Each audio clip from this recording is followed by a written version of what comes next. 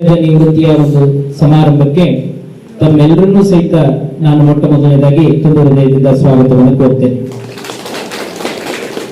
ಪ್ರಥಮದಲ್ಲಿ ಈ ಕಾರ್ಯಕ್ರಮವನ್ನ ಬಹಳಷ್ಟು, ಯಾಕಂದ್ರೆ RDPR ಬಳಗ ಬಹಳಷ್ಟು ದೊಡ್ಡದು. ಎಲ್ಲರೂ ಸಹಿತ ನಾವು ಬರ್ತೀವಿ ಸರ್ ಅಂತಂದ್ರು, ಹೊರಗಡೆನೆ ಮಾಡೋಣ ಅನ್ಕೊಂಡೆಲ್ಲ ದೊಡ್ಡ ಬ್ಯಾನರ್ ಮಾಡಿ ಎಲ್ಲ ಮಾಡಿ ತಯಾರಿಯನ್ನು ಮಾಡ್ಕೊಂಡಿವಿ. ಆದ್ರೆ ವರುಣನ ಕೃಪೆ ಮಳೆ ಬಂದದ್ರಿಂದ ಈ ಚಿಕ್ಕ ಹಾಲ್ನಲ್ಲಿ ಇದನ್ನ ನಾವು ಆಯೋಜನೆ ಮಾಡಿ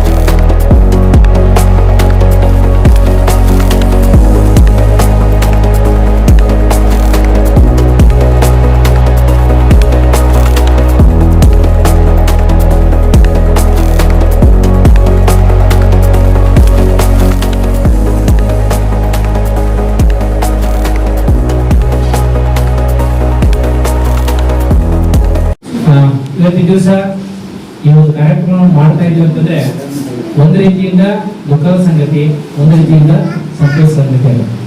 ಯಾಕಂದ್ರೆ ಈರಪ್ಪ ಕೋರಿಶೆಟ್ಟಿ ಅವರು ನಮ್ಮ ಜೊತೆಗೆ ಅಷ್ಟೊಂದು ಒಡನಾಟ ಇಲ್ಲ, ಆದ್ರೂ ಕೂಡ ನಾನು ADPR ಆದ್ಮೇಲೆ ಇಲ್ಲಿ ಬರ್ತಕ್ಕಂಥದ್ದು, ಅವ್ರು ಕೆಲಸ ಮಾಡ್ತಕ್ಕಂಥದ್ದು ನೋಡಿದ್ರೆ ಹೇಳಿದ ತಕ್ಷಣ ಇನ್ನ ಬಾಗಲಕೋಟೆಗೆ ಇದ್ರು ಕೂಡ ಸರ್ ಇಲ್ಲೇ ಮುಂದೆ ಬಂದಿವಿ ಸರ್, 2 ನಿಮಿಷ ಬಂದಿವಿ ಸರ್ ಅಂತ ಹೇಳಿ ಕೆಲಸವನ್ನ ಮಾಡಿಸ್ಕೊಳ್ತಿದ್ರೆ ಅಷ್ಟೇ ನೀಟವಾಗಿ ಕೆಲಸವನ್ನು ಕೂಡ ಮಾಡ್ತಾ ಇದ್ರು. ಅವ್ರು ಹೋದ್ಮೇಲೆ ಆ ಪಂಚಾಯತ್ ಬಡವಾಗಿದೆ ಈಗ. ಯಾಕಂದ್ರೆ ಹುಡುಗರು ರೇವಡಿ ಬಸಣ್ಣ ಅವರು ಬೇರೆ ಉಸ್ತುವಾರಿ ಮಾಡಿದ ಆಡಳಿತಾತ್ಮಕ ದೃಷ್ಟಿಯಿಂದ ಎಲ್ಲವನ್ನ ಕೋರಿಶೆಟ್ಟಿ ನೋಡ್ಕೊಳ್ತಾ ಇದ್ರು. ಅಷ್ಟೊಂದು ಉತ್ತಮವಾಗಿರ್ತಕ್ಕಂಥ ಕೆಲಸವನ್ನ, ಯಾಕಂದ್ರೆ ಹೇಳಬೇಕಾಗಿಲ್ಲ, ಶಿಸ್ತು ಅನ್ನೋದೇ ನಮ್ಮ ಆರ್ಮಿ ಕಲಿಸಿದಂತ ಅವರಿಗೆ ಕೊಡುಗೆ. ಆ ಕೊಡುಗೆಯನ್ನ ಪಂಚಾಯತಿಯಲ್ಲಿ ಕೂಡ ಒಂದು ಸಿಸ್ಟಮೆಟಿಕ್ ಆಗಿ ತಮ್ಮ ಆಡಳಿತವನ್ನು ನಡೆಸಿಕೊಂಡು ಬಂದು ಅವ್ರು ರಿಟೈರ್ಡ್ ಆಗಿದ್ದು ಈಗಾಗಲೇ 3 ತಿಂಗಳಾಯಿತು. ಇವತ್ತಿನ ದಿವಸ ಅವರಿಗೆ ಒಂದು ಬೀಳ್ಕೊಡುಗೆ ಸಮಾರಂಭವನ್ನು ಮಾಡ್ತಾ ಇದ್ವಿ. ಅವ್ರದ್ದು ಅಷ್ಟ ಪರಿಚಯ ಹೇಳ್ತಾರೆ. ಇನ್ನ ನಮ್ಮ ಸಣ್ಣ ಇದ್ದಾಗ ಹೇಳ್ಬೇಕಂತಂದ್ರೆ ನಾವು ಯಾವತ್ತೂ ಆಚಾರ ಮಾತಾಡ್ತಿದ್ದಿಲ್ಲ. ಕಾರ್ಯದರ್ಶಿಗಳು ಅವರು ಒಂದು ದಿವಸ ನಾವು ಕಾರ್ಯದರ್ಶಿ ಅಂತ ಅವ್ರು ಎತ್ತಿದ್ದಿಲ್ಲ, ಆಚಾರ ಆಗ್ತಿದ್ವಿ.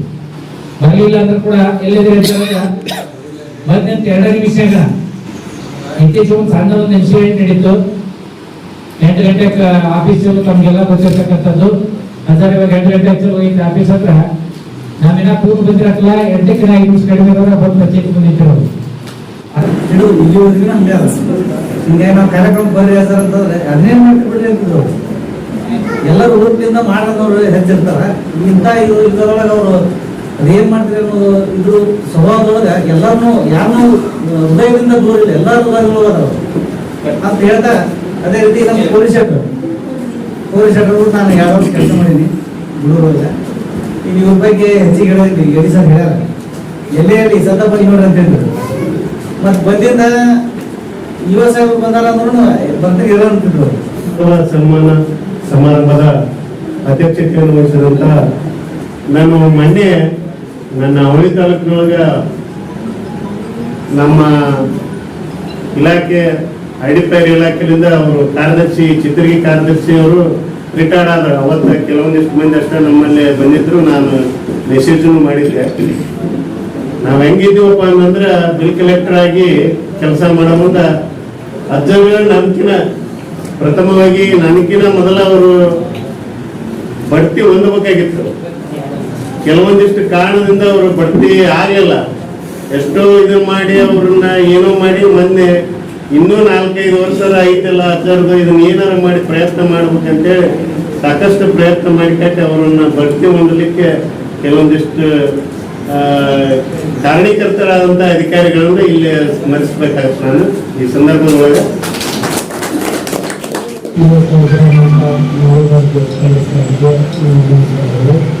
ಹಾಗೂ ನಮ್ಮ ಅಧಿಕಾರಿಗಳನ್ನ ಬಂಡಾರದ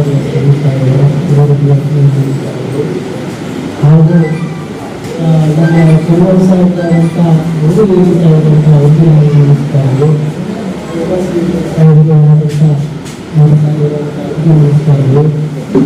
ಎಲ್ಲ ನಮ್ಮ ಸಹಪಾಠಿಗಳು ತಾಯಂದರು ಹಾಗೂ ನಮ್ಮ ಸಣ್ಣ ವ್ಯಕ್ತಿಗಳಾದಂಥ ಶ್ರೀ ಕ್ಯಾಪ್ಟನ್ ನಮ್ಮ ನಮಸ್ಕಾರಗಳು.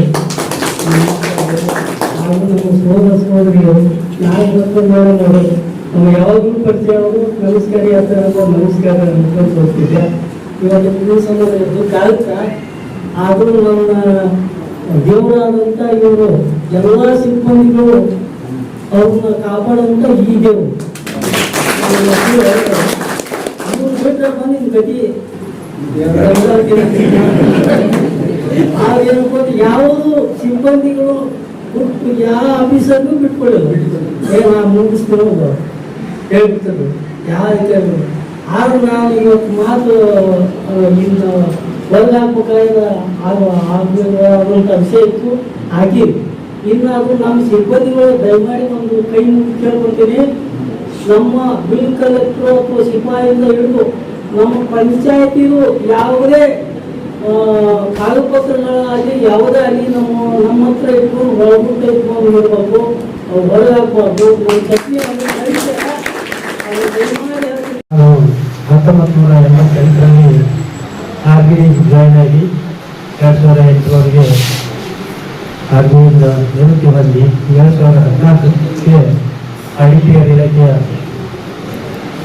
ಎಕ್ಸಾಮ್ ಬರೆದು ನಮ್ಮ IDPR ಇಲಾಖೆಯಲ್ಲಿ ಬಂದಿದ್ದೆ. 2017ರಿಂದ 2026 ಫೆಬ್ರವರಿವರೆಗೆ ಗೂಡೂರು ಗ್ರಾಮ ಪಂಚಾಯತಿಯಲ್ಲಿ ಅಕೌಂಟೆಂಟ್ ಆಗಿ ಕೆಲಸ ನಿರ್ವಹಿಸಿದ್ದೀನಿ. ಏನೇ ನನ್ನ ತಪ್ಪುಗಳು ಆಗಿರ್ಬೋದು, ಕೆಲಸದ ಒತ್ತಡದಲ್ಲಾಗಲಿ ಇಲ್ಲ ಯಾವುದೇ ಇದರಲ್ಲಾಗಲಿ ಅದನ್ನು ತಾವೆಲ್ಲರೂ ಕ್ಷಮಿಸ್ಬೇಕಂತ ಹೇಳಿ ನಾನು 2 ಮಾತು ಮುಗಿಸ್ತೀನಿ.